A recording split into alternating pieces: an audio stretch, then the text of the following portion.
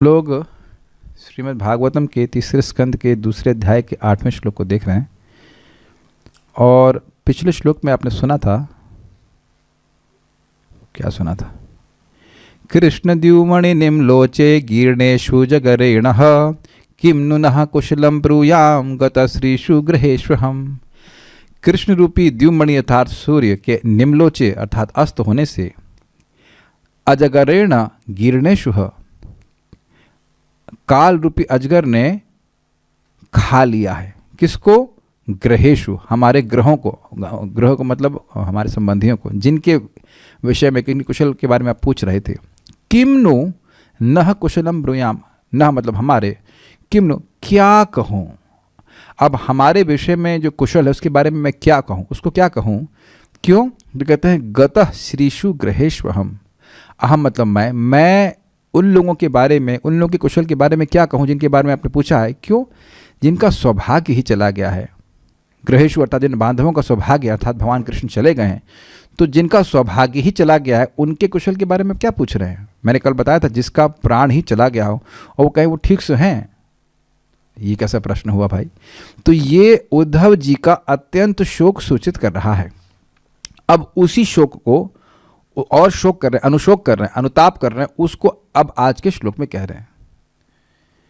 समझ में आ रहा है? यहाँ पहले शब्द दुर्भग, तो दुर्भग मतलब वही सूचित कर रहे हैं कि दुर्भाग्य है।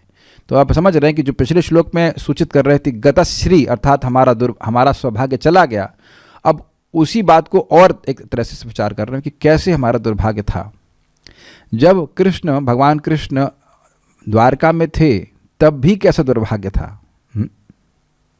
भगवान चले गए हैं यह तो दुर्भाग्य है, समझ में आता है, लेकिन जब भगवान थे तब भी दुर्भाग्य था। अब आप यहाँ बिल्कुल पेचीदा हो गई बात ना भाई। ये तो समझ में आ रहा था कि प्राण नहीं है तो व्यक्ति स्वस्थ नहीं, लेकिन प्राण होते हुए भी व्यक्ति कैसे अस्वस्थ हो सकता है, ये तो बात घुमाने वाली है ना। लेकिन ये इनके प्रेम के उद्गार हैं, ये पहले आप क्लियर समझ लीजिएगा। भगवान के रहने से कोई दुर्भाग्य नहीं था और उसको प्रमाणित भी किया जाएगा, लेकिन ये उनका प्रेम का उद्गार है। ये जो विरह का अनुताप उनको हो रहा है, इस कारण से ऐसा बोल रहे हैं।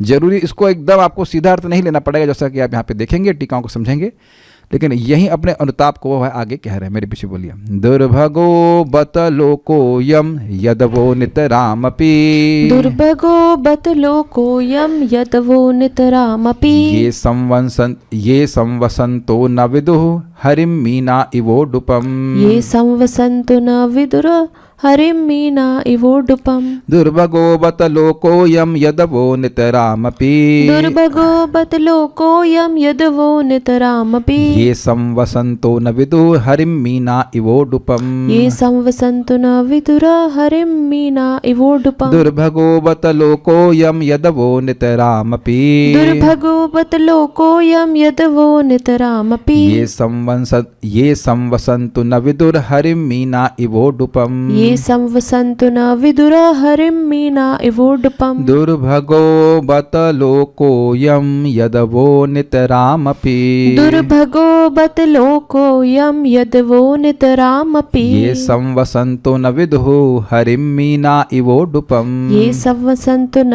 विदुर हरिम मीना इवोडुपम। दुर्भगो बत लोकोयम यदवो नितरामपि, दुर्भगो बत लोकोयम यदवो नितरामपि, ये संवसंतो न विदुर हरिम मीना इवोडुपम, ये संवसंतो न विदुर हरिम मीना इवोडुपम। दुर्भगो बत लोकोयम यदवो नितरामपि, दुर्भगो बत लोकोयम यदवो नितरामपि, ये संवसंतो न विदुर हरिम मीना इवोडुपम, ये संवसंतो न विदुर हरिम मीना इवोडुपम। बोलिए।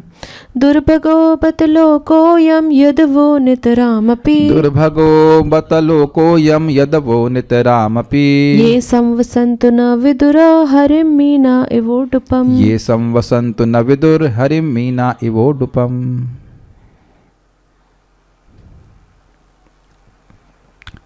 समस्त लोकों समेत यह ब्रह्मांड अत्यंत भागा है। देखिए पिछले श्लोक में क्या बोला?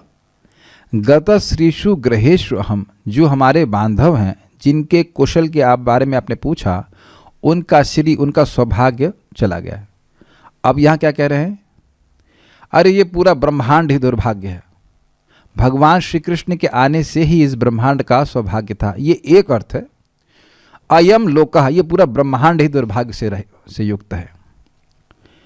तो क्यों? तो कह रहे हैं यदुकुल के सदस्य, और उसके बाद कह रहे यदुकुल के सदस्य तो उनसे भी बढ़कर अभागे हैं। क्यों भाई? क्योंकि वे श्री हरि को भगवान के रूप में नहीं पहचान सके, जिस तरह मछलियां चंद्रमा को नहीं पहचान पाती। जो लोग, यहाँ शब्द है सवसंतो, समवसंतो मतलब साथ में रहने वाले। भाई जो लोग भगवान कृष्ण से दूर हैं वह ना समझ पाए तो कोई दिक्कत नहीं, उनका भी दुर्भाग्य है। उनका दुर्भाग्य तो है कि भगवान चले गए ब्रह्मांड से, क्योंकि भगवान के आने से ही ब्रह्मांड में पूरा शांति सुव्यवस्था सब हो गई थी।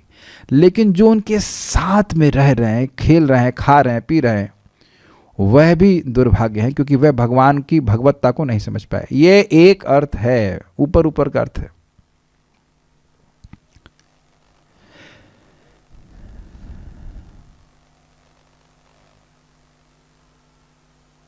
यद्यपि अनुवाद से ऐसा प्रतीत हो रहा है कि यह भूतकाल का वचन है, लेकिन टीका में समझाया गया कि न विदु शब्द ये वर्तमान का है।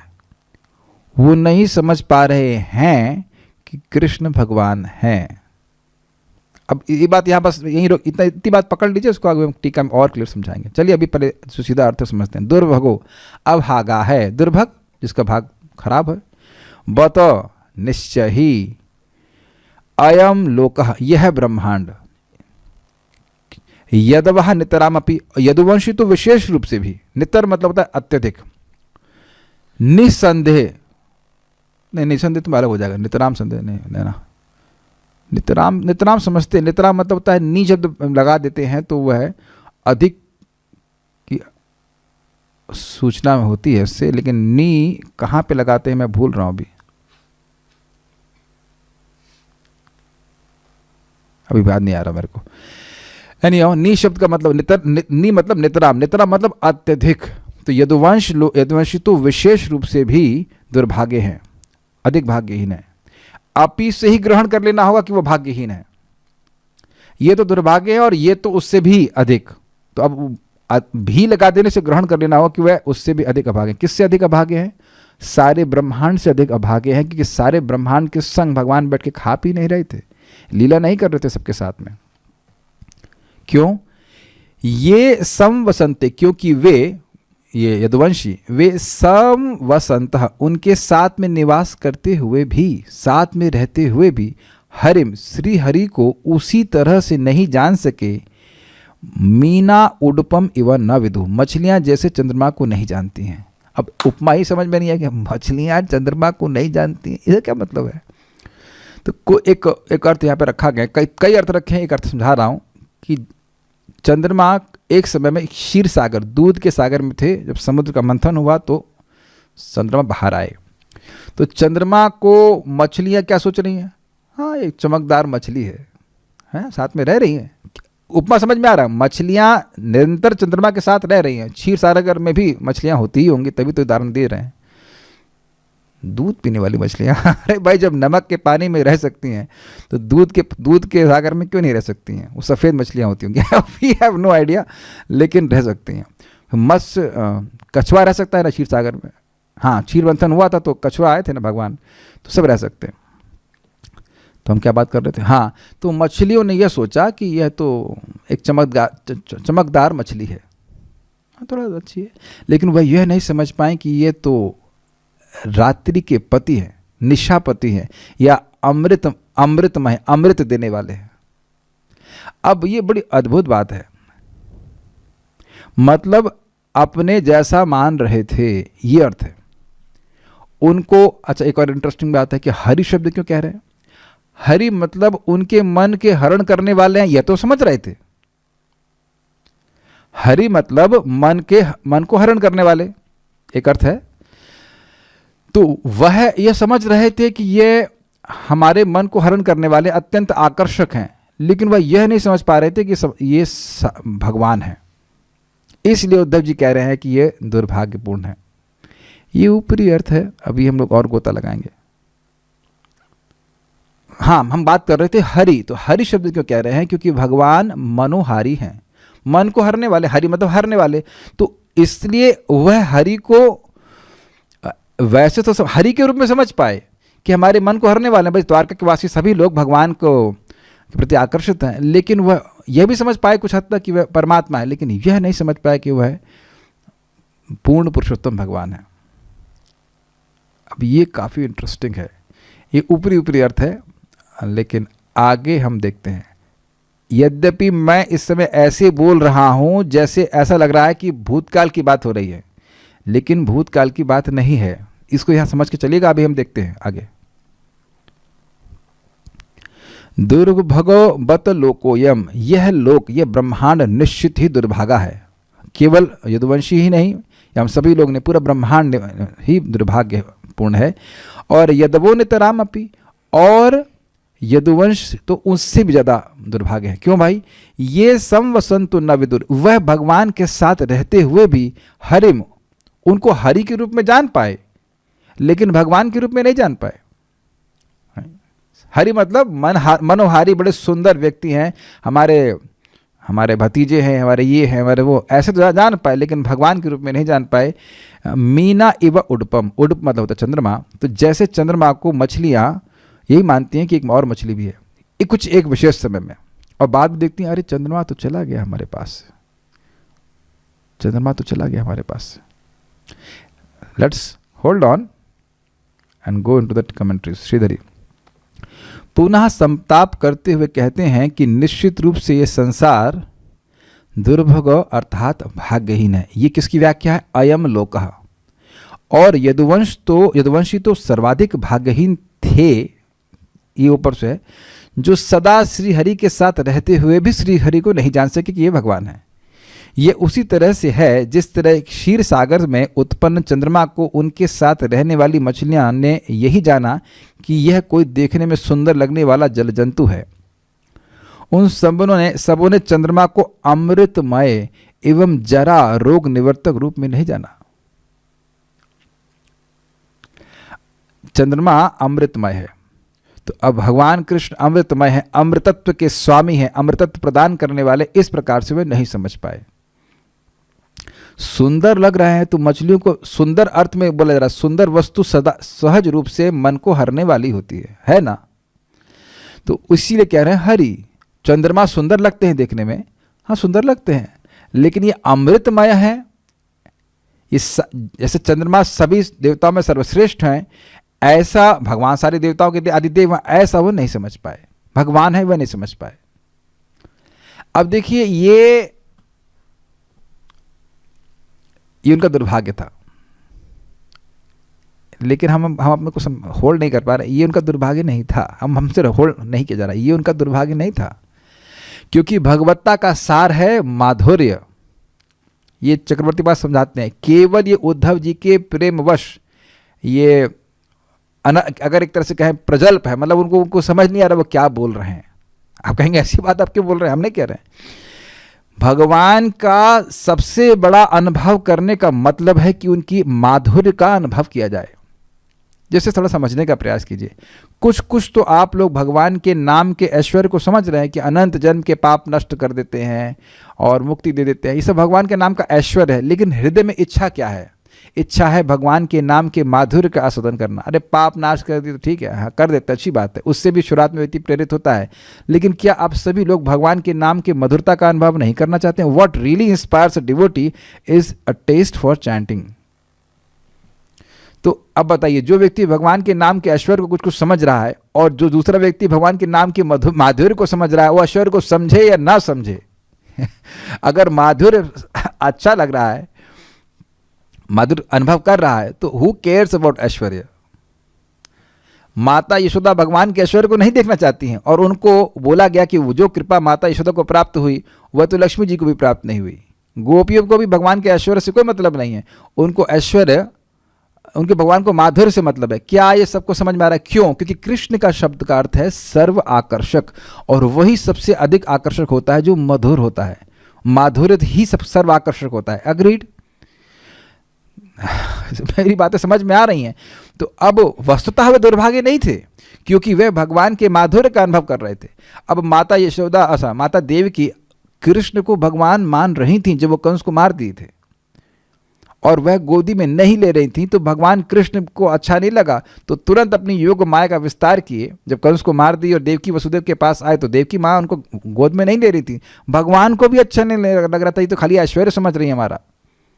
तो फिर योग माया का विस्तार किए और बोले मीठी मीठी शब्द, माँ क्या करें, भाग्य का प्रभाव था, हम आपकी सेवा नहीं कर पाए, हमें क्षमा कर दीजिए इत्यादि। तो तुरंत माता जी देवकी उनको गोद में उठा ली। कृष्ण भी यही चाहते हैं कि मधुर संबंध हो।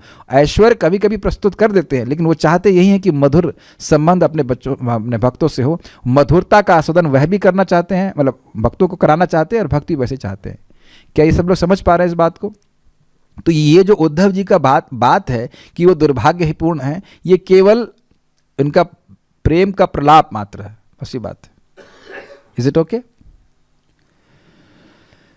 तो उसको उस बात को समझाने के लिए कि वो भगवान के ऐश्वर्य को नहीं समझ पाए, ये इसलिए बोल रहे हैं कि जैसे कि मछली चंद्रमा के महिमा को नहीं समझ पा रही, अथवा जल में जैसे चंद्रमा का प्रतिबिंब होता है वैसे। इसका क्या मतलब है? जल में चंद्रमा का प्रतिबिंब है और तो मछली तो उसको नहीं समझ पाएगी कि भाई ये चंद्रमा तो बहुत उच्च स्थिति में है, और सोचेंगे तो कुछ चमकदार वस्तु है। तो उसी प्रकार से उसके साथ रहते हुए भी, उसी प्रकार से वह उनके साथ रहते हुए भी समझ नहीं पाए कि वो भगवान है। नोट, ये बाल प्रबोधनी का है, बाकी बाल प्रबोधनी बराबर थी, बस एक पॉइंट बड़ा इंटरेस्टिंग था। अथवा बड़ा इंटरेस्टिंग, अथवा मत्स्यावतार के समय में वहाँ जलस्थ मछलियों ने हरि को, जो मत्स्य रूपी चंद्रमा थे, उनको संसार तारक के रूप में नहीं जाना, किंतु कोई जलचर विशेष ही जाना, यह अर्थ है। आप जानते हैं कि जब यहाँ पे क्षीर सागर की बात नहीं हो रही है, मत्स्य अवतार तब हुआ था जब सत्यव्रत राजा उनको भगवान बोले थे कि तुम आज से कुछ समय बाद प्रलय हो जाएगी और पूरा जगत जो है वह जल में आप्लावित हो जाएगा, और तुम्हारे पास एक नाव आएगी और तुम ऋषियों को बिठा करके उसमें रखो और बैठ जाना, और मैं मत्स्य के रूप में आऊँगा और उसको टोहूँगा। टोना बोलते हैं, टोहूँगा। तो उस समय वह क्षीर सागर नहीं था, वो था जल का सागर, लेकिन उसमें भगवान मत्स्य अवतार एक चंद्रमा के समान प्रकाशित हो रहे थे, चमकदार थे वो। ये आप लोग जब 8वें स्कंद में देखेंगे तो खूब भगवान तो सहज रूप से चमकदार हैं, और उस समय कोई सूर्य आदि कुछ नहीं था, सब अंधकार था, लेकिन मत्स्य अवतार के प्रकाश के कारण पूरा ब्रह्मांड आलोकित, अब वो जो सागर था, वो जो अंधकार था, वह आलोकित हो रहा था। ये समझ में आ रहा है? तो अब जो वहाँ रहने वाली मछलियाँ थी उस जल में, वो सोच रही थी ये तो एक कोई चमकदार वस्तु है, या वह एक जलचर प्राणी है। मीना इव उडपम, जो मछलियाँ उस सागर में थीं, आंशिक प्रलय के सागर में, वह मत्स्य अवतार को, जो कि चंद्रमा के समान थे, उनको मछली के समान समझ रही थी। जो मत्स्य रूपी उडुप थे, मतलब मत्स्य रूपी उडुप अर्थात चंद्रमा थे, उनको मछलियां मछली जैसा मान रही थी, यद्यपि उनके साथ रह रही थी। तो थे वो चंद्रमा, लेकिन उनको मछली मान रही थी। तो ये तीन आपने अर्थ समझे, एक प्रतिबिंब जैसा उदाहरण लिया, एक क्षीर सागर में चंद्रमा की बात हुई, और एक जलचर विशेष वाली बात हुई। एक और आएगा, वो अभी क्रम संदर्भ में देखेंगे, सारार्थ दर्शनी। इस प्रकार श्री कृष्ण के बिना उत्तम लोगों की दुर्अवस्था का वर्णन करके भगवान के विरह के वर्धित हो जाने से अकस्मात स्फुरित भगवान के महाऐश्वर्य ज्ञान को पहले स्वयं लक्षित न कर पाने के कारण उस ऐश्वर्य ज्ञान से रहित भगवान के लीला परिकर गणों की उसी प्रकार भगवान के महाऐश्वर्य की स्फूर्ति न देखकर प्रेम के विभ्रम से किसी प्रकार के वैचित्र से उनकी निंदा करते हुए दुर्भगा इत्यादि श्लोक कहते हैं। मैं बताया था ना कि कठिन है ये, इतनी लंबी बात, तो पहले समझ लीजिए। अरे निंदा की क्लास हो रही है? ना जी ना, निंदा की क्लास नहीं होती। आप आगे जाके सुनेंगे राधा रानी भी कृष्ण की निंदा करती हुई दिखती है, वो भ्रवर गीत में आएगा, लेकिन वह निंदा नहीं है, भगवान का यश ही बोला जा रहा है। क्या उद्धव जी कभी द्वारका के पार्षदों की, अन्य भक्तों की निंदा करेंगे ना। प्रेम के विभ्रम से, प्रेम से व्यक्ति भ्रमित हो जाता है, उसको नहीं मालूम चलता कि वो बोल क्या रहा है, उस कारण से विचित्र रूप से बात बोल रहे हैं, जो सिद्धांत है उसके विपरीत बात बोल रहे हैं। ये बड़ा विचित्र बात है, समझ रहे हैं। हमने सुना था क्या, वासुदेवानुचरम प्रशांतम बृहस्पति प्राकतनय प्रतीतम। वह वासुदेव के अनुचर हैं, स्वाभाविक सी बात है कि भगवान के प्रेमी हैं और प्रशांत हैं, स्थिर बुद्धि के हैं और बृहस्पति के बुद्ध के शिष्य रह चुके हैं, प्रसिद्ध शिष्य रह चुके हैं। तो अब ऐसे व्यक्ति के लिए इस तरह से सिद्धांत के विरुद्ध बात बोलना, ये तो बात समझ में नहीं आती। पहले ही श्लोक में, कल आपने सुना था, पिछले श्लोक में ही भगवान की लीला के सिद्धांत को प्रतिपादित कर दिए थे, शोक का निवारण करके केवल सूर्य से उपमा दे करके, कि भगवान की लीला भगवान सूर्य के समान अस्त हो रहे हैं, मतलब कहीं और भी हैं। तो आप ये नहीं कह सकते कि जानते नहीं हैं, लेकिन प्रेम इतना बढ़ गया है कि बुद्धि अभी काम नहीं कर रही उस तरह से, जैसे एक ज्ञानी की, मतलब एक नॉलेजेबल व्यक्ति की होनी चाहिए, वैसी नहीं हो रही है। तो प्रेम के विभ्रम से विचित्र बात बोल रहे हैं। इतनी बात समझ में आई। अब हम वापस शुरुआत पे जाते हैं इसकी। क्या बोल रहे हैं? उत्तम लोग कौन? उत्तम लोग हैं ये यदुवंशी, जिनके बारे में पूछा, युधिष्ठिर महाराज, सबके बारे में। उन सभी को जोड़ लीजिए। वो सब लोग निरंतर भगवान के साथ नहीं रहते थे, तो सबको एक साथ ले लीजिए। युधिष्ठिर महाराज, पांडव जन, यदुवंशी, वो सभी लोगों की दुरावस्था के बारे में बोल रहे हैं कि वह सभी उन लोगों के बारे में जिनके बारे में आपने पूछा है, उनका मैं क्या कुशल बोलूं, ये बोल दिया। अब इंटरेस्टिंग बात है, देखिए, ये जो भगवान के प्रेमी भक्त हैं, उद्धव जी और ये सब लोग, जब ये भगवान के विरह का अनुभव करते हैं, तब भगवान का ऐश्वर्य उनको दिखने लगता है। ये सिद्धांत समझ रहे हैं आप लोग? जब भगवान का विरह अनुभव करते हैं, तब वह भगवान का ऐश्वर्य अनुभव करते हैं। मैं फिर रिपीट कर रहा हूं, जब भगवान से विरह दूर होते हैं, तब ये भक्त लोग, द्वारकावासी इत्यादि, वह भगवान का ऐश्वर्य अनुभव करने लगते हैं। उस समय उनका भगवान का ऐश्वर्य उनको प्रकट होने लगता है कि भगवान है, भगवान है। लेकिन जब वो भगवान के साथ रहते हैं, तब उनको भगवान का ऐश्वर्य नहीं दिखता। ये सिद्धांत समझ में आ रहा है आपको? ये बड़ी गहरी बात है, इसको समझेंगे तभी आपको समझ में आएगा। उद्धव जी अपने को भी दुर्भागा कह रहे हैं कि भाई देखो, आज उद्धव जी विरह में हैं, ठीक है, तो उद्धव जी को अब भगवान का ऐश्वर्य याद हो रहा है। तो कह रहे हैं कि, लेकिन क्यों दुर्भागा कह रहे हैं अपने आप को? कहते हैं कि जब मैं भगवान के साथ था, तब भगवान का मैं ऐश्वर्य नहीं समझ पा रहा था, और वैसे ही, ध्यान दीजिएगा, वैसे ही द्वारका के वासी अभी भी हैं, क्योंकि वह अभी भी भगवान के साथ हैं नित्य द्वारका में, और भगवान के ऐश्वर्य को वह नहीं समझ पा रहे, इसलिए दुर्भाग्य है। Is that sinking in? This is brilliant commentary, this is mind blowing. I mean, नींद उड़ाने वाली कमेंट्री है। तभी तो कभी कभी हम जब पढ़ रहे होते हैं इसको, तो मैं उछालने, थोड़ा सा चिल्लाने लगता, वाह वाह, तो ये कहती वाह क्या वाह क्या वाह। हमने कहा वाह तो क्लास में समझाएंगे कि क्या वाह। अब ये बात तुरंत तो नहीं समझा सकता था यहाँ पे, वहाँ पे समझ में आ रहा है कि नहीं? ये चीज़ समझ में आ रही है कि नहीं?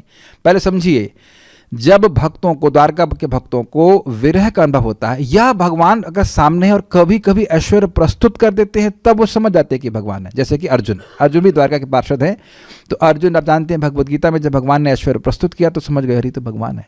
उसके बाद फिर भगवान उसको संवरण कर लिए, तो फिर रथ आको तो आप समझ रहे हैं कि जब ये साथ रहते हैं तो ये भगवान ऐश्वर्य कवर कर लेते हैं, वह भी खूब प्रेम से मतलब कार्य करते हैं, सब कुछ हो रहा है। लेकिन जब भगवान से विरह का अनुभव करते हैं, तब भगवान की भगवत्ता याद आती है। अगर आपको याद हो, प्रथम स्कंद में अर्जुन के संग भी यही हो रहा था। जब भगवान के वह विरह का अनुभव कर रहे थे, तो तुरंत वह भगवत्ता याद आ गई। तब याद नहीं कर रहे हैं कि है ना, कि मेरे मतलब ये मेरे मतलब मित्र हैं, याद कर रहे हैं, लेकिन भगवान की भगवत्ता भी याद आ जाती है। माता यशोदा को ऐसा नहीं होता। माता यशोदा याद नहीं करती, भाई भगवान था, हम तो नहीं, वो वीर भगवान सामने हो दूर हो। गोलोक के पार्षदों को भगवान का माधुर्य ही याद रहता है। लेकिन यहाँ बड़ी स्पेशल बात है कि विरह में वह भगवान को भगवान के रूप में स्मरण कर रहे हैं। तो कह रहे हैं कि देखो, आज मैं विरह में हूं, मतलब देखो नहीं, मतलब विरह के कारण उनको भगवान का ऐश्वर्य का बोध हो रहा है। तो कह रहे हैं, मैं जैसे दुर्भागा था, मैं साथ में रहते हुए भगवान को नहीं समझ पाया, ये हो गया पास्ट टेंस। वैसे ही न विदुः, ये शब्द वर्तमान में है। ऐसे ही आज भी द्वारकावासी, जो भगवान ने लीला संवरण कर ली और द्वारका वासियों को सभी को अपने साथ ले गए, तो आज भी नित्य द्वारका में जो द्वारकावासी है वह भगवान को भगवान के रूप में नहीं समझ पा रहे। कितना दुर्भाग्य है। ये केवल प्रेम के विभ्रम के कारण विचित्र बात बोल रहे हैं। अरे यही तो अच्छी बात है कि भगवान का ऐश्वर्य छोड़ भगवान के माधुर्य का ही अनुभव किया जाए। यही तो गोलोक के पार्षदों की श्रेष्ठता बोली जा रही है ना। लेकिन ये उल्टी बात बोल रहे हैं क्योंकि ये भ्रमित हो गए हैं प्रेम के कारण। क्या आप लोग भी भ्रमित हो रहे हैं कुछ समझने में? समझ में आ रहा है ना भागवतम की डेप्थ कितना मजेदार है। हो सकता है कि समझ में आ गया। वैसे बुद्धिमान है आप सब लोग, you are able to understand, I hope so. Let's go further. अब देखिए अयम लोक का क्या अर्थ है। ये अयम शब्द का प्रयोग कई बार ऐसे हुआ है। जैसे सुखदेव गोस्वामी इस दूसरे स्कंद की शुरुआत में बोले अयम, उस अयम से सूचित हो रहा था कृष्ण। जो कृष्ण उनके हृदय में स्फुरित हो रहे थे उनको बोलना ये कृष्ण। ये देख रहे हैं ना, जैसे ये मैं बोल रहा हूँ, ये देख रहे हैं ना, ये माइक या ये माइक या कैमरा है, तो ये मतलब जो चीज़ आपके सामने प्रत्यक्ष है। तो कह रहे हैं अयम लोकः मतलब मेरे हृदय में स्फुरित, लोकः अर्थात द्वारकावासी, दुर्भगा अर्थात भाग्यहीन है। अब थोड़ा समझिए, यह ब्रह्मांड की बात नहीं कर रहे हैं। ये लोक मतलब द्वारकावासी सारे के सारे। द्वारकावासी सारे के सारे यदुवंशी नहीं है। पहले कैच कीजिए इस बात को। सारे द्वारकावासी यदुवंशी नहीं है और सारे के सारे भगवान के एकदम साथ में नहीं रहते। Is that okay? तो अयम लोका मतलब सारे द्वारकावासी। पहले ये कैच कीजिए, ये ब्रह्मांड के बारे में नहीं बोल रहे हैं। अयम लोका मतलब सारे द्वारकावासी उनके हृदय में स्फुरित हो गए, सबका स्मरण कर लिया, ऐसा यहां पे बात हो रही। स्फूर्ति मतलब हृदय में प्रकट हो जाना। अयम लोका का अर्थ कुछ ग्रहण हो रहा है भक्तों, प्लीज गर्दन हिला के तो बता दीजिए। अयम लोका इज नॉट रेफरिंग टू ब्रह्मांड। अयम लोका ब्रह्मांड के लोगों को नहीं बोल रहे हैं। इस टीका के अनुसार अयम लोका मतलब ये लोग, ये द्वारकावासी जो द्वारका में रहने वाले हैं, वह जो मेरे हृदय में स्फुरित हो रहे हैं। जैसे आगे आप सुनेंगे कि एक ब्राह्मण था, उसका बच्चा मर गया तो भगवान कृष्ण को गाली देने के लिए आया। वो द्वारका ही का व्यक्ति था। द्वारका में जो पान वाले हैं वह अब लगातार भगवान के साथ नहीं रहते। कुछ अंतर देखने का प्रयास कीजिए। यदुवंशी बिल्कुल भगवान के महल में ही रह रहे हैं और उनसे भी यदवा अर्थात भगवान के अति समीप संबंधी नितराम अर्थात और अधिक दुर्भगा यानी भाग्यहीन है। कुछ समझ पा रहे हैं? सारे द्वारकावासी तो दुर्भाग्यहीन है ही। सारे द्वारकावासी लगातार भगवान के साथ नहीं रह रहे थे। वो संबंधी नहीं थे, उनके बच्चे नहीं थे डायरेक्ट। भाई वहाँ पे वैश्या भी थी। आपको याद आ रहा है जब भगवान द्वारका में लौट के आए थे हस्तिनापुर से, तो वैश्या भी आई थी भगवान को दीपदान करने थी, तो वह भी भगवान की प्रेमी थी, लेकिन अब सीधे भगवान के साथ नहीं रह रही थी। क्या यह क्लियर हो रहा है? अंत्यज लोग भी थे वहाँ पे, वो क्या कहते हैं जो शूद्र से भी नीचे हैं, वो सब भगवान के भक्त हैं, भगवान के पार्षद ही हैं, लेकिन एकदम भगवान के संबंधी नहीं है लौकिक दृष्टि से अगर कहें तो। क्या ये क्लियर हो रहा है? तो वह तो दुर्भाग्यहीन है, भगवान चले गए। और यदुकुल वंशी भी उनसे अधिक दुर्भाग्यहीन है। दुर्भागा है अर्थात भाग्यहीन है। क्यों? ये अर्थात जो यदुवंशी समवसंतः, ये वसंत नहीं है, समवसंत मतलब ये वसंत ऋतु को नहीं सूचित कर रहा है, ये वास करने के अर्थ में। सम्यक रूप से रहते हुए, भगवान के साथ वास करते हुए। समवसंत मतलब सहवसंत ऐसे रखा गया है, साथ रहते हुए भी। हरिम अर्थात अपने होना चाहिए, अपने माधुर्य के द्वारा उनके मन को हरने वाले उन भगवान को न विदु अर्थात नहीं जानते। मतलब यह जान रहे हैं कि यह हरि है, हमारे मन को हर रहे हैं, हमारे मन को आकृष्ट कर रहे हैं। अच्छा यह बताइए, क्या इस जगत में किसी व्यक्ति ने आपके मन को आकृष्ट किया है कभी? नहीं, हम लोग तो अब सुखदेव गोस्वामी के बाद हम ही पैदा हुए हैं, ऐसा हुआ है क्या? नहीं। वी से क्रश वी गेट क्रश होता है या क्या होता है, अब व्यक्ति उसी के बारे में सोचता रहता है। तो अब वह व्यक्ति मान लो कोई सुंदर है या किसी और भी कारण से व्यक्ति आकर्षित कर रहा है, तो आप कहेंगे ना यह व्यक्ति मेरे मन को खींच रहा है। इसके लिए शास्त्र पढ़ने की जरूरत तो नहीं है, ये पढ़ने की जरूरत है। कोई व्यक्ति किसी के प्रति आकर्षित हो रहा है तो ये आकर्षण तो व्यक्ति स्वयं अनुभव करता है, कोई इसमें संदेह नहीं। तो हरि क्यों बोल रहे हैं कि हरि तो समझे, अर्थात कृष्ण हमारे मन को खींच रहे हैं, यह वो समझ रहे हैं। वो खुद वहाँ पे बोला है प्रथम स्कंद में कि आप जब द्वारका से चले जाते हो तो एक क्षण हमें युग के समान लगता है।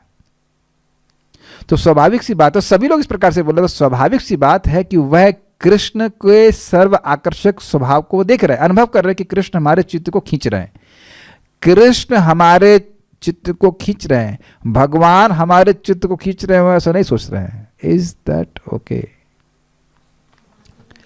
आप प्लीज समझने का प्रयास कीजिए कि मान लीजिए हम समझाने का प्रयास करते हैं, देखिए प्राइम मिनिस्टर की माँ अपने बच्चे को खिलाती है, अपने लड़के को खिलाती है, प्राइम मिनिस्टर को नहीं खिलाती। ओह मेरा कितना भाग्य है कि मैं प्राइम मिनिस्टर को खिला रही हूं। मान लीजिए किसी माँ का लड़का आईएएस ऑफिसर बन जाएगा तो घर आएगा तो ये याद रखती है कि आईएएस ऑफिसर है, होगा तुम, अब बोल भी देते हैं हो गए तुम आईएएस अपने ऑफिस में, यहाँ कुछ नहीं हो, चुपचाप पराठा खाओ। माताओं तो माता जी तो ऐसे यही टॉर्चर करते हैं, टॉर्चर नहीं मतलब सहज प्रेम टॉर्चर प्रेम का विभ्रम ये होता ही है कि नहीं? क्या लड़का बोल सकता है कि मैं आईएएस ऑफिसर हूँ, मैं ये हूँ मैं वो? अरे तो भैया तुम अपना वहाँ दिखाना, यहाँ पे तुम। महाराज बड़ा सुंदर, महाराज समझाते हैं बहुत सुंदर तरह से कि लड़का एसपी है लड़का एसपी है और अब वह क्राइम ब्रांच का एसपी है, लेकिन अब अगर वो जाएगा बाहर कहीं तो माँ अगर साथ में होगी तो बेटा जरा बैग ध्यान से रखना कोई उठा ना ले।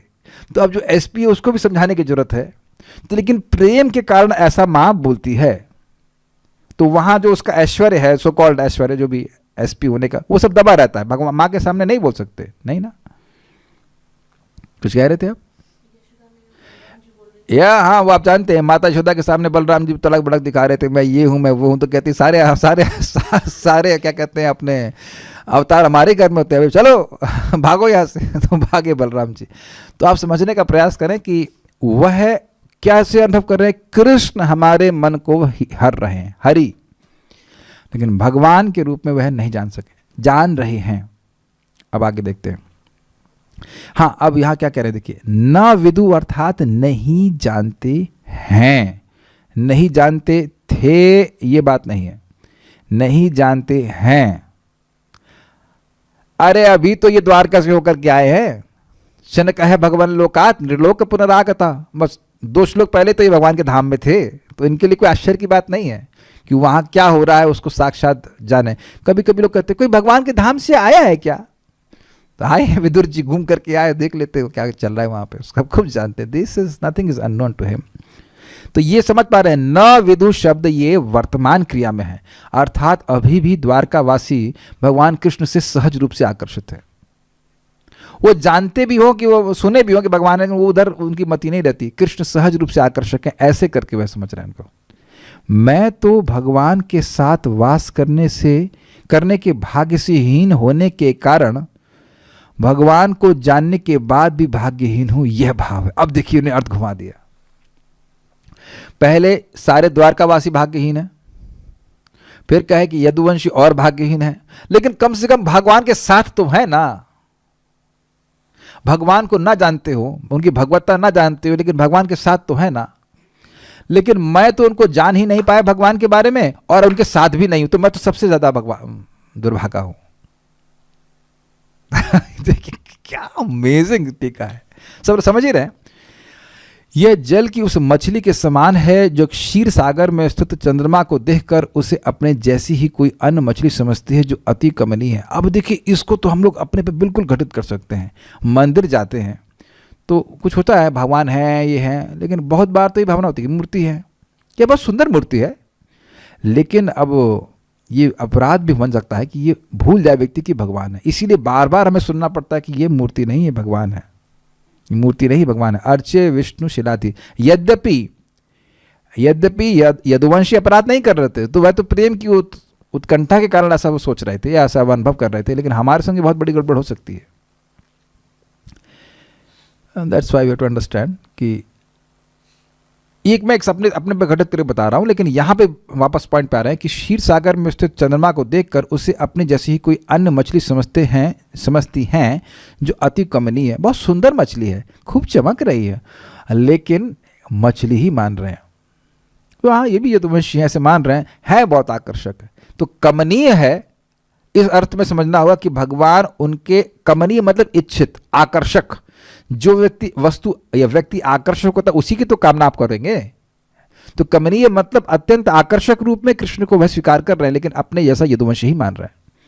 But try to understand this all happening because of love. ये सब प्रेम के कारण हो रहा है, कोई अपराध नहीं बन रहा है. भगवान चाहते हैं कि वह उनको संबंधी ही माने.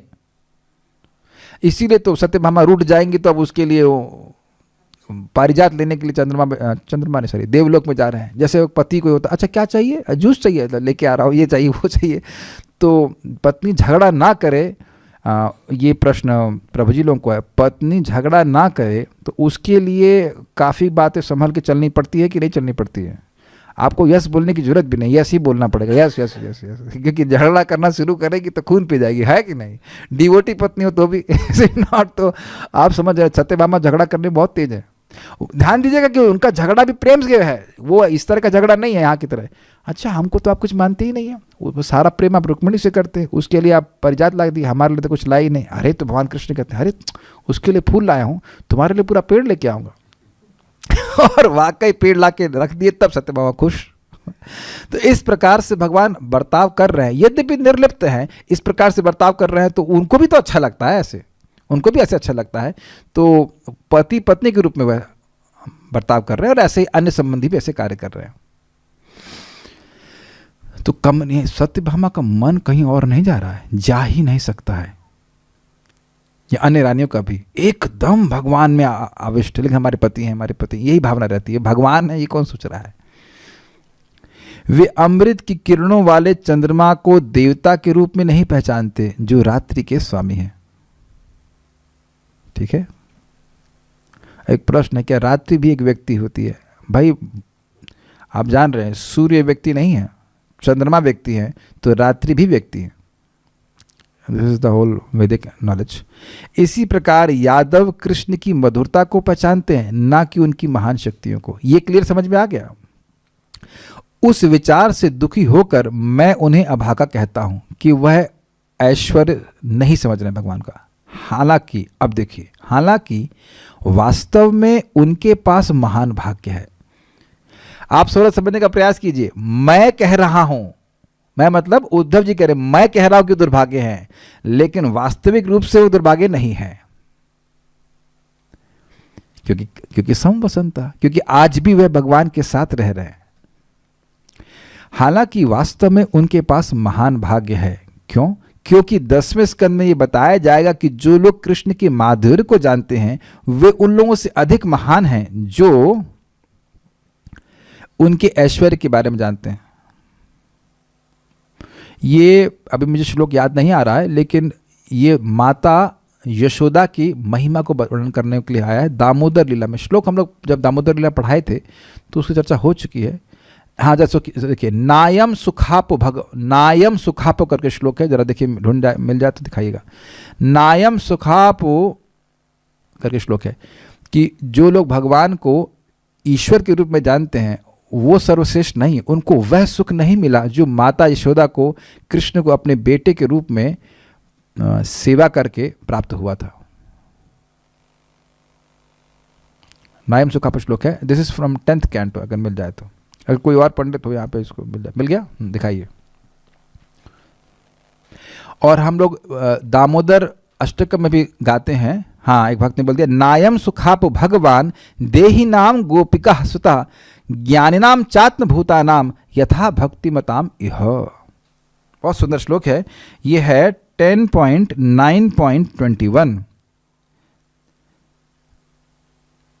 तो कह रहे हैं कि जो भगवान श्री कृष्ण हैं वह उन्हीं लोगों के लिए द्वारा प्राप्त हैं जो एकदम स्वतः स्फूर्त भाव से भगवान कृष्ण की आराधना करते हैं. वह उन लोगों के लिए नहीं जो ज्ञानी है, वह उन लोगों के लिए नहीं जो आत्म साक्षात्कार के प्रयास में लगे हुए हैं और जो अपने को देह मानते हैं. और हमने यहाँ भी सुना, ले लीजिए, और हमने वह भी सुना था, तदीयशितागेषु भक्तिर्जितत्वम पुनः प्रेमतस्त्वम शतावृति वंदे. शुरुआत कैसे हो रही इसकी? ये लाइन लिखिए, तदि ईशितागेषु भक्तिर्जितत्वम पुनः प्रेमतस्त्वम शतावृति वंदे. उसकी शुरुआत, उसमें ख्यापक शब्द है, क्या बोल रहा हूँ उसको. एनीवेज, तदीयेषितागेषु, जो आपके तदीय भक्त हैं, जो आपको ईश के रूप में जानते हैं, तदीय ईशितागेषु, जो आपको ईश भगवान के रूप में जानते हैं, उनको आख्यापित कर रहे हैं कि मैं भक्ति के द्वारा ही जीता जाता हूँ, प्रेम भक्ति के द्वारा ही जीता जाता हूँ, इसीलिए मैं 100 बार हाथ जोड़कर आपसे प्रेम की ही प्रार्थना कर रहा हूँ। इति दीर्घ स्वलीलाभिरानंद, ना ये तो है ना, तदी ऐसी तो मैं शुरुआत क्या, इति दीर्घ स्वलीलाभिरानंद कुंडे स्वघोषम निमज्जन्तम अख्यपयन्तम, यस, इति दीर्घ स्वलीलाभिरानंद कुंडे स्वघोषम निमज्जन्तम अख्यपयन्तम। इति दीर्घ स्वलीलाभिर आनंद कुंडे, इस प्रकार की लीला के द्वारा आनंद के कुंड में स्वघोषम निमज्जन्तम, अपने स्वघोष को, अपने परिवार को, अपने भक्तों को, गोलोक के पार्षदों को वह निमज्जित कर रहे हैं और आख्यापित कर रहे हैं, व्याख्या कर रहे हैं, समझा रहे हैं, सूचित कर रहे हैं कि तदीयेषितागेषु, जो आपके भक्त हैं, जो आपको ईश मानते हैं, उनको समझा रहे हैं कि भक्ति के द्वारा ही मुझे जीता जाता है, अर्थात प्रेमा भक्ति के द्वारा ही मुझे जीता जा सकता है, मुझे बांधा जा सकता है। भक्ति तो तुम लोग कर रहे हो, लेकिन अगर बांधना चाहते हो तो गोलोक के पार्षदों के समान भक्ति करो। पुनः प्रेमतस्तम शतावृत्ति वंदे, इसलिए मैं आपसे पुनः 100 बार हाथ जोड़ करके प्रार्थना कर रहा हूँ कि आप मुझे प्रेम की ही वरदान दें। आप मेरी बात समझ पा रहे हैं कि जो लोग भगवान के माधुर्य का अनुभव करते हैं वह उन लोगों से श्रेष्ठ हैं जो लोग भगवान के ऐश्वर्य का अनुभव करते हैं, और ऐसे द्वारकावासी थे। बस एक अंतर है। अंतर क्या है? कोई यहाँ पे ग्लास नहीं है, एक ट्रांसपेरेंट ग्लास आप सोच लीजिए और उसमें एक सोने का सिक्का डाल दीजिए और उसमें डाल दीजिए घी। तो जो घी है जब जाड़ा होता है वो जम जाता है, तो वह सोने का सिक्का नहीं दिखाई पड़ेगा, लेकिन जब घी पिघल जाएगा तो वह सोने का सिक्का दिख जाता है। तो द्वारकावासी भी भगवान की मधुरता का ही आस्वादन करते हैं, अर्जुन है या बाकी सब, लेकिन जब भगवान ऐश्वर्य प्रस्तुत कर देते हैं, जब या फिर वह भगवान के विरह में होते हैं, तब वह भगवान की वो जो प्रेम है थोड़ा सा वो शिथिल हो जाता है और वह भगवान के ऐश्वर्य का अनुभव करने लग जाते हैं। जैसे कि अर्जुन के सामने जब भगवान ने ऐश्वर्य दिखाया तो घबराने लगे, अरे आप तो भगवान हैं, परम ब्रह्म परम धामम पवित्रम परमम भवान इत्यादि। माता यशोदा कभी नहीं बोल रही है कि आप तो परम ब्रह्म है, पवित्र है, ऐसा कुछ नहीं, पवित्र है, अरे नहाता, मतलब जो भी है, नहाते तो खैर कृष्ण होंगे ही, लेकिन कितना हैरान करता है, बहुत परेशान करता है। तो यह कृष्ण, यह कभी उन पर चढ़ने वाला नहीं है। आप जानते ही हैं जब भगवान ने पूरे ब्रह्मांड को मुख में दिखाया तो हाय हमारे बच्चे क्या हो गया, कोई भूत पकड़ लिया, क्या हो गया, ऐसे करके माता सीता सोचने लगी। तो समझ पा रहे हैं, ये केवल ये उद्धव जी बोल रहे कि मैं मान रहा हूं कि वो भाग्यहीन है, बल्कि वस्तुतः वह लोग भाग्यहीन नहीं है, वे भगवान के माधुर्य का आस्वादन कर रहे हैं, अभी भी कर रहे हैं, और अब भी भगवान के साथ लीलाएं कर रहे हैं। अभी देख के आए, 2 श्लोक पहले देख के आए। लेकिन उद्धव कहते हैं कि वे वर्तमान में उनके साथ रहते हुए उनके ऐश्वर्य के बारे में एक मिनट, क्या हो गया, क्योंकि 10वें स्कंद में यह बताया जाएगा कि जो लोग कृष्ण के माधुर्य को जानते हैं वे उन लोगों से अधिक महान हैं जो उनके ऐश्वर्य के बारे में जानते हैं। ठीक है, ये तो क्लियर हो गया।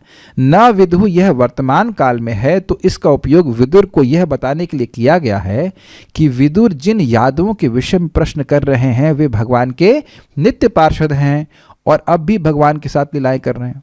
ये स्पष्ट हो गया।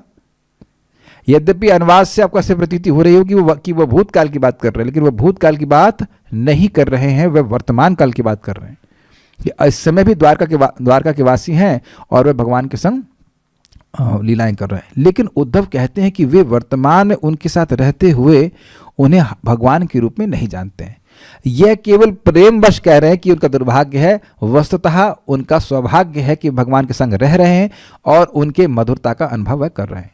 हालांकि आप जो प्रश्न कर रहे हैं और मैं जिससे प्रश्न किया जा रहा है वे भगवान के साथ रहने से वंचित हो रहे हैं, क्योंकि हम तो अभी यही हैं, परंतु वे भगवान की अप्रकट लीला में भाग लेने के लिए अप्रकट हो चुके हैं। इसलिए हम अकेले ही अभागे हैं, मैं और आप ही अभागे हैं और हमें ही शोक करना चाहिए।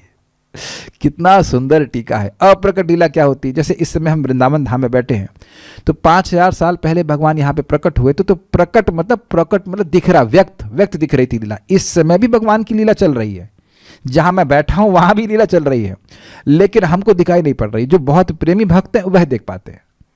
Is it okay? तो अब ये द्वारकावासी दुनिया की नजरों में तो सहार हो गया, लेकिन आप जानते हैं कि उनका जो भगवान के पार्षद वाला अंश था, वो सब भगवान के धाम, उनकी लीला में प्रवेश कर गए, उसी द्वारका में प्रवेश कर गए। बस वो द्वारका ही जगत के सामने से अप्रकट हो गई। वो नित्य है, वो प्रलय में भी नष्ट नहीं होती है। और जो उनके देवता के पोर्शन थे वह देवलोक में वापस चले गए। ये बात आप समझ रहे हैं, मैं कई बार समझा चुका हूं। तो कह रहे हैं वो कितने भाग्यवान हैं, वह भगवान के साथ रह रहे हैं। और आप ये जो प्रश्न कर रहे हैं, कुशल प्रश्न कर रहे हैं उनका, तो उनका क्या कुशल प्रश्न करना है? अब हमारे बारे में पूछिए, हम ही लोग अकुशल हैं, वह लोग तो कुशल से ही हैं। सब लोगों ने ग्रहण कर लिया इस बात को? आप लोग के ग्रहणाय, आप लोग को ग्रहण करने के लिए ये सब बातें बोली जा रही हैं। उम्मीद है कि समझ पा रहे होंगे। एक बार फिर से पढ़ लेना तो समझ में आ जाएगी बात। इस समय भी यदि द्वारकावासी भगवान कृष्ण के साथ नहीं रह रहे होते तो उद्धव जी कहते ना वेदिशुर ये वसंत, अर्थात वे द्वारकावासी उनके साथ न रहते हुए भी उनको नहीं जान पाए। अर्थात भूतकाल को सूचित किया जाता है, लेकिन भूतकाल का उपयोग न करके वर्तमान काल का उपयोग किया जा रहा है।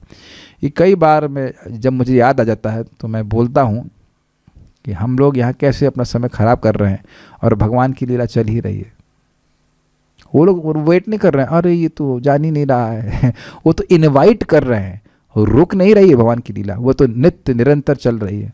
और यहाँ हम छोटी छोटी चीज़ों में फंसे हुए हैं। इसलिए सुनना चाहिए। सुनेंगे तो फिर व्यक्ति सोचेगा अरे हम तो बड़े दुर्भाग्यहीन ने कितना समय खराब किया।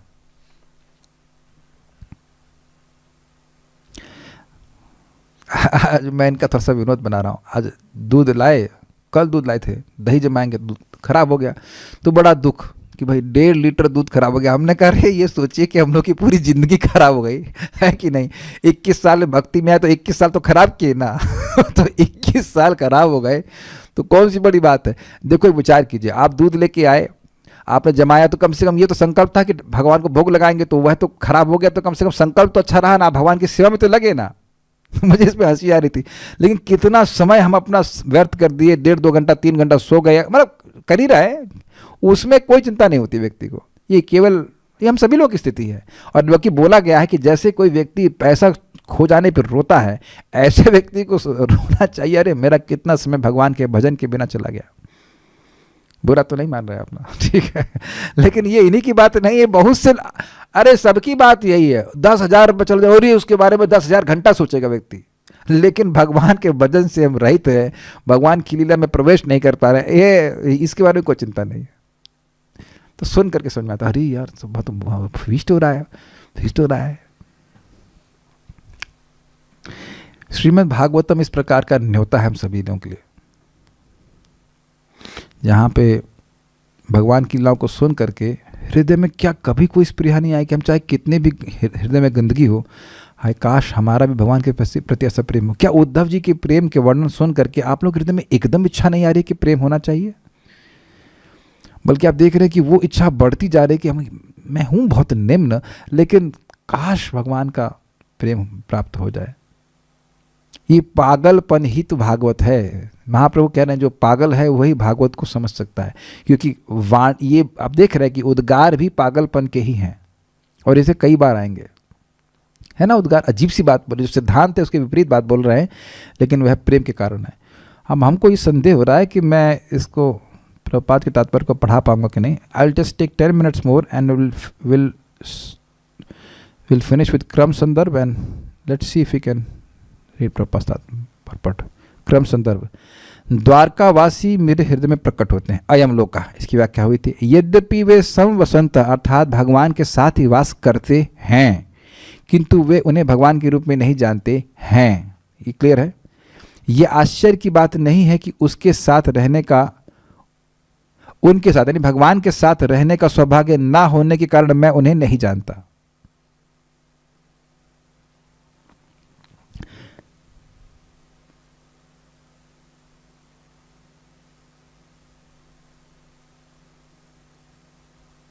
भगवान के साथ रह रहे हैं फिर भी वे नहीं जान रहे हैं। और देखो मैं तो भगवान से दूर हूं, तो मैं कैसे जानूंगा? ये अर्थ बोल रहे हैं। यदि द्वारकावासी अभी भी भगवान के साथ नहीं रह रहे होते तो उद्धव ने कहा होता कि वे उन्हें नहीं जानते थे, लेकिन वो कह रहे हैं नहीं जानते हैं। यहीं से क्रम संदर्भ से चक्रवर्ती पाद ने वो चीज़ लिया है। वे भगवान को सर्वाधिक आकर्षक व्यक्ति के रूप में जानते हैं कह लीजिए, किंतु वे उन्हें स्वयं भगवान के रूप में नहीं जानते हैं। जैसे मछलियां प्रभास में अपनी कलाओं के विस्तार हेतु समुद्र में निमग्न चंद्रमा का मात्र मधुर उज्ज्वलत्व जानती थीं, किंतु सर्वदेवोत्तम के रूप में उनको नहीं जानती थीं। ये क्या मतलब हुआ? चंद्रमा को एक शाप मिल गया था, इसके कारण वह प्रभास क्षेत्र में गए और वहाँ पे वे लिखा है, यहाँ पे शिव पुराण में लिखा हुआ है, इस पर मैं रिसर्च किया था कि वो 6 महीने के रह करके और वहाँ पे वह तपस्या करते हैं। तो ऐसी उनको शाप मिला था, अभी शाप मिला था दक्ष से, अभी इस कथा को सुनाऊंगा। तो वह उस शाप के मार्जन के लिए, कुछ उसको कम करने के लिए शिव जी की उपासना करते हैं। तो इसीलिए वहाँ पे सोमनाथ का मंदिर है ना उधर द्वारका में। सोमनाथ मतलब चंद्रमा, सोम के नाथ शिव जी। तो उसके बारे में नोट दिया है, इसको जरा देख लेते हैं। चंद्र और दक्ष प्रजापति से जुड़ी कथा है। दक्ष प्रजापति ने अपनी 27 पुत्रियों का विवाह चंद्रदेव से किया था। दक्ष की सभी पुत्रियों में रोहिणी सबसे सुंदर थीं। इसी वजह से चंद्र रोहिणी से अधिक प्रेम करते थे और बाकी पत्नियों पर ध्यान नहीं देते थे। इस कारण दक्ष की शेष 26 पुत्रियों को रोहिणी से जलन होने लगी। इन 26 पुत्रियों ने यह बात अपने पिता प्रजापति दक्ष से कह दी। ये ध्यान देना होगा कि ये रोहिणी नक्षत्र है। रोहिणी उधर वहाँ मत ले लीजिएगा, जो बलराम जी की माँ है, ऐसा कन्फ्यूजन नहीं होना चाहिए। रोहिणी या नक्षत्र को बनाए, रोहिणी नक्षत्र को ऑस्पिशियस कहा जाता है। रोहिणी नक्षत्र में भगवान कृष्ण का आविर्भाव हुआ था, जहाँ तक मैं स्मरण कर रहा हूँ। यस, दक्ष यह सुनकर गुस्सा हो गए और उन्होंने चंद्र को धीरे धीरे क्षीण होने यानी खत्म होने का शाप दे दिया। अब लेकिन बाकी पत्नियां कहें अरे भाई शाप देने के लिए नहीं बोला था। एक्चुअली हुआ ये था कि डिटेल कथा ये है कि कई बार वो बोले, तुरंत शाप नहीं देते कि भाई आप ध्यान रखिए अपनी पत्नियों को सभी को तरफ बराबर से प्रेम करना चाहिए। रोहिणी से प्रेम करना अच्छी बात है, लेकिन सबसे बराबर से प्रेम करना चाहिए। ध्यान दीजिए कि रोहिणी भी उनकी बेटी है, लेकिन कह रहे हैं कि सबसे बराबर से प्रेम करना चाहिए। बात आ रही तो हम बोल दे रहे हैं कि प्रभुपाद समझाते हैं कि प्रभुपाद तात्पर्य में भी लिखे कि एक व्यक्ति अधिक पत्नियां भी स्वीकार कर सकता है इस शर्त पर कि वह सबसे बराबर से प्रेम करे। तो यहाँ पे आप देख रहे हैं, ये एक पॉइंट बोल रहा हूँ, ऐसे एक ही बहुत है, समझ रहे हैं। We can't do that, just saying कि भगवान कृष्ण सबसे बराबर से प्रेम करते थे ना, ये नहीं तो वो नेग्लेक्ट से, ध्यान ये बात बहुत इंपॉर्टेंट है। अगर स्त्री को नेग्लेक्ट मिलती है पति से तो वह बिल्कुल दुखी हो जाती है। ये सिद्धांत आप सीखना, वहाँ परम पूज्य राधानाथ महाराज समझा रहे थे, ये बात आप सीखेंगे चित्रकेतु महाराज के प्रसंग में, कि नेग्लेक्ट के कारण वो बहुत अच्छी लड़की पत्नियां थी, लेकिन नेग्लेक्ट हुआ तो वो एकदम उनका स्वभाव बिल्कुल खराब हो गया। यानी यहाँ बात आई थी कि गुस्सा हो गई, ये लोग गुस्सा करके जाके शिकायत भी कर दी। बहनों में इस प्रकार की ईर्ष्या हो जा रही है। तो ये सब ईर्ष्या हो जाना मतलब it's their nature like that. तो अब वो टेंशन में करे भाई ये तो ना कहा था कि पति को खत्म कर दो। गुस्से में आदमी कुछ भी बोल देता है कि अरे भाई उन्हीं की अगर पति खत्म हो जाएगा तो किसी से भी प्रेम नहीं करने के लिए रहेगा ना। वो तो कोई बचेगा नहीं। तो जब बेटियों ने कहा भाई ये तो ने कहा था आपको ऐसे करने के लिए, तो अब आगे फिर क्या होता है देखिए। दक्ष के शाप से चंद्रदेव धीरे धीरे घटने लगा यानी खत्म होने लगे। चंद्रदेव ने दक्ष के शाप का असर खत्म करने के लिए ब्रह्मा जी से मदद मांगी। ब्रह्मा जी दक्ष के पिताजी हैं। दक्ष के पिताजी, हाँ दक्ष प्रजापति है ना, दक्ष के पिताजी है। तो ये अपने पिताजी के पास गई थी। ये उनके बाप के पास गए, पिताजी के पास। तब ब्रह्मा जी ने चंद्र को सलाह दी कि उन्हें प्रभास क्षेत्र, सोमनाथ का क्षेत्र गुजरात के पास में, शिवजी को प्रसन्न करने के लिए तप करो। शिवजी की कृपा से तुम्हारी समस्याएं दूर हो जाएंगी। ब्रह्मा जी की बात सुनकर चंद्र ने प्रभास क्षेत्र में शिवलिंग स्थापित किया और तपस्या शुरू कर दी। चंद्र के कठोर तप से प्रसन्न होकर शिवजी प्रकट हुए और दक्ष के शाप का असर कम करके अमर होने का वरदान दे दिया। दक्ष के शाप का असर कम होने से चंद्र कृष्ण पक्ष में क्षीण यानी खत्म होता है, कम होता जाता है, और शुक्ल पक्ष में चंद्र बढ़ने लगता है, पूर्णिमा को पूर्ण रूप हो जाता है। ये स्टोरी क्यों सुनाई? अपनी कलाओं को पूर्ण करने के लिए चंद्रमा ने प्रभास क्षेत्र में वास किया था। तो वहाँ पे ऐसा प्रतीत होता है कि वहाँ पे वह सागर में रहे होंगे, तो उस समय वह तपस्या कर रहे होंगे, हो सकता है ऐसा होता हो, मुझे डिटेल नहीं उसमें बताया गया, लेकिन ऐसा बता रहे हैं जीव गोस्वामी। तो वहाँ पे मछली ने सोचा कि तो हमारी जैसी मछली ही है। चंद्रदेव ने शिवजी से प्रार्थना की थी कि वे प्रभास क्षेत्र में ही वास करें। चंद्रदेव की प्रार्थना मानकर भगवान ज्योति स्वरूप में प्रभास क्षेत्र में विराजित हो गए। यहाँ चंद्रदेव ने शिवलिंग स्थापित किया था, उसी वजह से इस शिवलिंग का नाम सोमनाथ पड़ा था। मैं चाह रहा हूँ कि पढ़ ही लेते हैं प्रभुपाद जी का तात्पर्य, आसानी से समझ में आ जाएगा। तात्पर्य, उद्धव इस संसार के उन अभागे लोगों के प्रति शोक व्यक्त कर रहे थे जो भगवान कृष्ण के समस्त दिव्य सद्गुणों को देखते हुए भी उन्हें नहीं पहचान पाते। दुर्भगो ही अयम लोको, पूरा ब्रह्मांड समझ नहीं पाया, क्योंकि भगवान के दिव्यता को समझने मात्र से व्यक्ति को मुक्ति मिल जाती है, लेकिन नहीं समझ पाए।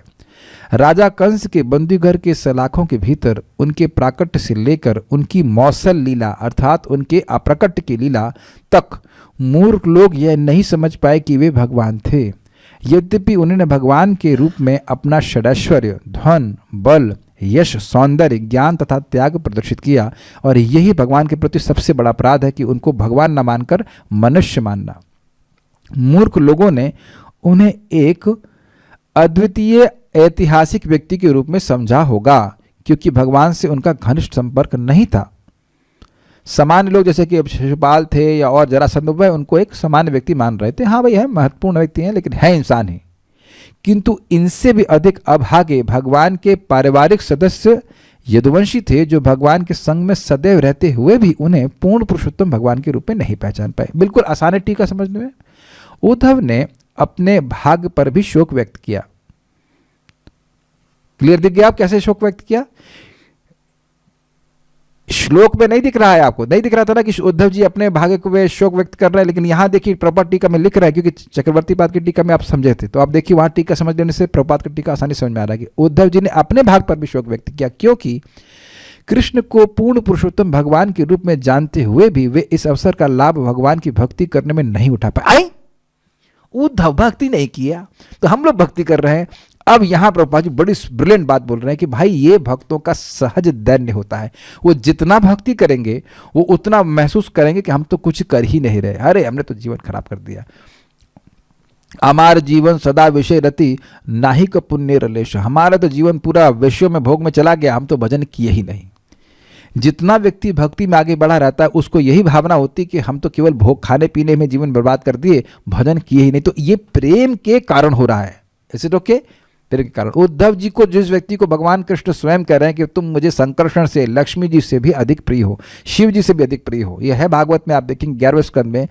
तो अब वह है, और अपने स्वरूप से भी अधिक प्रिय हो, तो ऐसा व्यक्ति कह रहा है कि हम तो भजन किए ही नहीं, हम तो समझ ही नहीं पाए भगवान है, उनके भजन ही नहीं किए, जबकि भजन के अलावा कुछ किए ही नहीं। हम सुन चुके हैं कालह जरसम गतः, वो बचपन से इतने अभिनिविष्ट थे कि भोजन भूल जाते थे। आज मैं जब एकादशी था तो हम भजन करना शुरू करे तो भोजन ही भोजन याद आ रहा था। हमने कहा वाह वाह, what a consciousness, what a consciousness. भजन करते ही भोजन याद आने लगा। और ये ऐसे थे कि बचपन में बाल लीला में, बाल क्रीड़ा में भजन कर रहे और भोजन गायब हो गया, भोजन याद नहीं रहता था, भोजन करना नहीं चाहते थे, भोजन करना नहीं चाहते थे। और ये व्यक्ति सोच रहे कि ना, हम भगवान की भक्ति का लाभ नहीं उठा पाए। आप लोग के मन में आता है ना यार 64 माला नहीं हो पा रहा है, पता नहीं आप लोग के मन में आता है कि नहीं आता है, हमारे मन में तो आ ही रहा है कि यार क्या करें, नहीं हो पा रहा, नहीं हो पा रहा था व्हाटएवर। और जब होने लग जाएगा तो आप ही नहीं कहेंगे मैं बहुत कर रहा हूं, तब भी आप कहेंगे हम कुछ नहीं कर रहे, हम कुछ नहीं कर रहे। रामकृष्ण प्रभु में कई बार नाम लिया, वो 3 लाख नाम उच्चारण करते हैं। वो मुझे बोले आप ज़्यादा अच्छा कर रहे हैं, आप अन्य लोगों को प्रचार कर रहे हैं, हम तो केवल अपना ही भजन कर रहे हैं, हम अपना उद्धार कर रहे हैं। This is the mood of a devotee. वो कभी नहीं सोचते कि मैं बहुत श्रेष्ठ हूँ, मैं इतना ही कर रहा हूँ ना। उनको भक्त को बोल दीजिएगा, अगर प्रभु जी बाहर हैं कि जैसे 5 मिनट लगेगा, मैं पूरा कर दूंगा, जस्ट 5 मिनट्स। उन्होंने स्वयं समेत सबों के भाग्य पर खेद प्रकट किया। क्यों? क्योंकि अगर कोई व्यक्ति भगवान को भगवान समझता तो उनकी भजन करता ना, तो भजन नहीं करना ये बहुत बड़ा खेद है। भगवान का शुद्ध भक्त अपने को सर्वाधिक अभागा सोचता है, ये उसका सौभाग्य, ही बिकम्स हम्बल। वाई? देखिए परम पूज्य राधानाथ महाराज समझा रहे थे कि हम नम्र ना भी हों तो भी किसी देवता को जरूर प्रसन्न कर सकते हैं, लेकिन भगवान को हम तभी प्रसन्न कर सकते हैं जब हम नम्र हों। The more we feel ourselves insignificant, the more we become significant in Krishna's eyes. जितना हम अपने आप को नगण्य समझते हैं उतना ही भगवान की कृपा के पात्र बनते हैं। या कि ऐसे कह लीजिए, जो व्यक्ति जितना भगवान की कृपा के पात्र को बना है, उतना ही उसके हृदय में नम्रता आ जाती है कि मैं तो कुछ भी नहीं हूँ। इसका अर्थ ये नहीं कि मैं कुछ भी नहीं तो भगवान, मैं कुछ सेवा ही नहीं करूंगा, ना ना ना, मैं हीन हूं, भगवान महान है, मुझे भगवान की सेवा करनी है। तभी तो भगवान की सेवा करोगे भाई। जब तुम सोच रहे हो कि मैं ही भगवान हूं तो भगवान की सेवा क्यों करूंगा? गजब हैरान हूं भगवान, तुम्हें कैसे रिझाऊं मैं भी ब्रह्म तुम भी ब्रह्म। तो भजन नहीं होता है। भजन तभी होता है जब मानेगा कि वह व्यक्ति मुझसे श्रेष्ठ है। जितना भगवान की कृपा होगी उतनी भगवान की श्रेष्ठत्व तो समझ में आएगा। तो कह रहे हम श्रेष्ठ नहीं समझ पाए, भगवान का भजन नहीं कर पाए, ये उनके प्रेम की वजह से ऐसा है। ऐसा भगवत प्रेम की अधिकता के कारण होता है और यह विरह की दिव्य अनुभूतियों में से एक है। स्पष्ट समझ में आ रहा है, विरह के कारण वह उनको भगवान के रूप में सोच रहे हैं। शास्त्रों में जानकारी मिलती है कि चंद्रमा का जन्म क्षीर सागर में हुआ। कुछ समय के लिए वहाँ पे थे। क्षीर सागर ऊपरी लोकों में है और उसमें भगवान विष्णु, जो परमात्मा रूप में हर जीव के हृदय को नियंत्रित करने वाले हैं, क्षीरोदक्षाई विष्णु के रूप में निवास करते हैं। जो लोग क्षीर सागर के अस्तित्व पर विश्वास नहीं करते, उन्होंने समुद्र में केवल नमकीन खारे जल का अनुभव किया है। उन्हें यह जान लेना चाहिए कि यह संसार गो भी कहलाता है, जिसका अर्थ है गाय। गाय का मूत्र नमकीन होता है और आयुर्वेदिक औषधि में गाय का मूत्र यकृत से पीड़ित रोगियों का उपचार करने में अत्यधिक प्रभावशाली होता है। काफ़ी इंटरेस्टिंग टीका है। ऐसे रोगियों को गाय का दूध का अनुभव नहीं होगा, क्योंकि यकृत रोगियों को दूध कभी नहीं दे जाता। जो लीवर से की परेशानी होती है उसको, वह दूध नहीं पीता है, वो दूध उसके लिए नुकसानदायक होता है। किंतु यकृत रोगी को जानना चाहिए कि गाय दूध भी देती है। समझ में आया? तुम केवल जो गाय के मूत्र से बनी हुई जो औषधि है उसी का सेवन करने के लिए तुम योग्य हो, तो उसका मतलब यह नहीं कि गाय का दूध नहीं होता है, भले ही उस रोगी ने दूध कभी ना चखा हो। इसी तरह जिन लोगों को इस क्षुद्र लोक का ही अनुभव है, जिसमें केवल नमकीन जल का सागर विद्यमान है, वे शास्त्रों से जानकारी प्राप्त कर सकते हैं कि दूध का भी सागर क्षीर सागर होता है, भले ही उन्होंने उसे ना देखा हो। तो आप प्रभुपाद को तात्पर्य लिखने की क्या जरूरत है? क्योंकि कुछ ऐसे भी लोग होंगे, दूध का भी सागर होता है, दूध तो यार बोतल में नहीं मिल रहा, वो उसमें क्या कहते हैं सरफ मिला के दे रहे हैं, दूध का सागर कैसे हो सकता है? तो समझाना पड़ेगा प्रभुपाद जी को कि भाई दूध का सागर है, तुम शास्त्र की दृष्टि से समझो उस बात को। तुम योग्य नहीं, उससे तुम खाली नमक के सागर को देखने के लिए समर्थ बनाए गए हो। नमक घोल सकते हैं भगवान पूरे सागर में। Can you imagine that amount of salt? तो जो नमक इतना बना सकते हैं, तो वो दूध क्यों नहीं बना सकते? और व्यक्ति सोचे अरे यार दूध तो यहाँ एक रात्रि में फट जाता है, वहाँ दूध क्यों नहीं फटता? लगता है जरूर उसमें वो कुछ प्रिजर्वेटिव डालते होंगे। नहीं, बिना प्रिजर्वेटिव के भी वह दूध फटता नहीं है। कभी कभी आश्रम में था तो ब्रह्मचारी लोग कभी कभी झगड़ा करते थे कि या नित्य लीला भी होती थी कि दूध नहीं मिला, ये नहीं मिला। हमने कह रहे क्या चिंता कर रहे हो यार, कोई दिक्कत नहीं, दूध पी, अभी दूध नहीं भी पियोगे, भजन कर लोगे ना, ब्रह्मचारी हो ना, भजन कर लोगे तो चले जाओगे क्षीर सागर में, नहाते रहना दूध में, तबीयत खुश हो जाएगी। अभी चिंता मत करो, इतना मत झगड़ा करो, झगड़ा करोगे तो नहीं जा पाओगे, झगड़ा मत करो, भजन करो, भजन करके मिल जाएगा, है ना।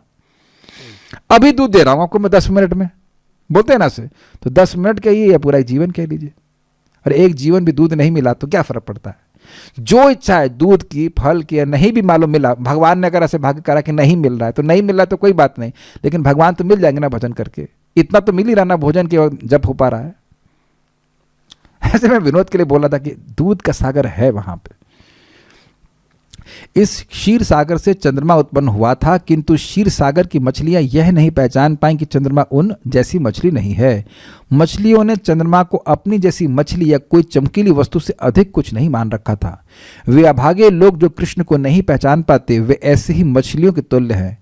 वे उन्हें अपने में से एक, किंतु ऐश्वर्य, बल आदि में कुछ अद्वितीय करके मानते हैं। अच्छे थे, मतलब हम भी भगवान का सम्मान करते हैं, महापुरुष मानते हैं, इत्यादि इत्यादि। भगवद गीता में ऐसे मूर्ख व्यक्तियों को सर्वाधिक अभागा कहा गया है। अवजानन्ति माम मूढ़ा मानुष्यम तनुमाश्रितम, इसमें तो पूरा प्रवचन है, लेकिन बात वही इंपॉर्टेंट है कि जो व्यक्ति भगवान को मनुष्य मानेगा वह भगवान का अपराध करेगा। इस पॉइंट को लेकर के मैं बोल रहा था, जो विग्रह की बात बोल रहा था। इसलिए शास्त्र का श्रवण करके हमारे लिए आवश्यक यह है कि पहले हम भगवान के ऐश्वर्य को सुने। भगवान के माधुर्य हमको तुरंत नहीं समझ में आता है, भगवान के ऐश्वर्य को समझ करके उनकी शरण लेंगे, भगवान की भक्ति करते जाएंगे तो आगे आगे जा करके भगवान के मधुरता का भी अनुभव होगा। तो इस प्रकार से यहाँ पे विरह जनित संताप के कारण उद्धव जी अपने शोक को प्रस्तुत कर रहे हैं। टीका बड़ी सुंदर थी और काफ़ी सारे डायमेंशंस थे। आप लोगों का कर्तव्य है कि थोड़ा सा आप भी अपने स्तर पे पढ़ें या सुने, एटलीस्ट दोबारा सुन लें तो बातें समझ में आएंगी। बहुत बहुत धन्यवाद। एक बात का धन्यवाद और देना चाहता हूँ, मैं बहुत इंटरेस्टिंग बात बता रहा था सुबह भी, फिर बता रहा हूँ। प्रभुपाद जी कह रहे हैं भागवत के प्रथम स्कंद के श्लोक पे, आख्यातानि अपि धीतानि धर्मशास्त्राणि यान्यतः। देखिए, जब हम लोग पढ़ते हैं, अधीत कुछ पढ़ते हैं, तो वो बात पूरी नहीं समझ में आती, लेकिन जब उसका व्याख्यान करना होता है तो वो उसको पूरा एसिमिलेट कर लेते हैं। तो मैं श्रोताओं का बहुत बहुत धन्यवाद देता हूँ कि आप लोग के आने से मुझे एसिमिलेट करना ही पड़ता है, बाध्य होकर करना पड़ता है, और ये बाध्यता बहुत अच्छी है कि उसे एक एक श्लोक समझ में आ रहा है। जितना सामर्थ्य है भगवान दे रहे हैं, लेकिन दिस इज़ वेरी टेस्टी। बस एक बात तो है, श्रीमद् भागवतम की मधुरता का कुछ तो आस्वादन कर ही रहे हैं। ऐश्वर्य तो है ही, लेकिन मधुरता का आस्वादन कर रहे हैं। श्रीमद् भागवतम भगवान से अभिन्न है, और यही करते रहेंगे, यही करते रहेंगे। मैं तो अभी से दिवा स्वप्न देखने लगा हूँ कि मैं कर दिया हूँ पूरा भागवत, फिर से पढ़ा रहा हूँ, सब वेद पढ़ लिए ऐसा मनोरथ करना अच्छा है ना, पूरा पढ़ लिया है, वेद स्तुति भी पढ़ा दिया, सब कुछ पढ़ा दिया। उसके बाद फिर सब लोग फिर से सुबह, वो ये भागवतम पूरी हो गई है, अब सुबह मैं सारे मेरी PDF रेडी हैं और उसके अंदर सुबह पढ़ा रहा हूँ ऐसा मनोरथ कर रहा हूँ कि भगवान इस मनोरथ को पूरा करें, सब लोग सुने कथा को और भगवान की प्राप्ति करें। सो विल स्टॉप हियर, समय हो गया, हम प्रश्न नहीं ले पाएंगे। Thank you so much. Srila Prabhupada की जय, श्रीमद् भागवतम की जय, निताई गौर प्रेमानंदे।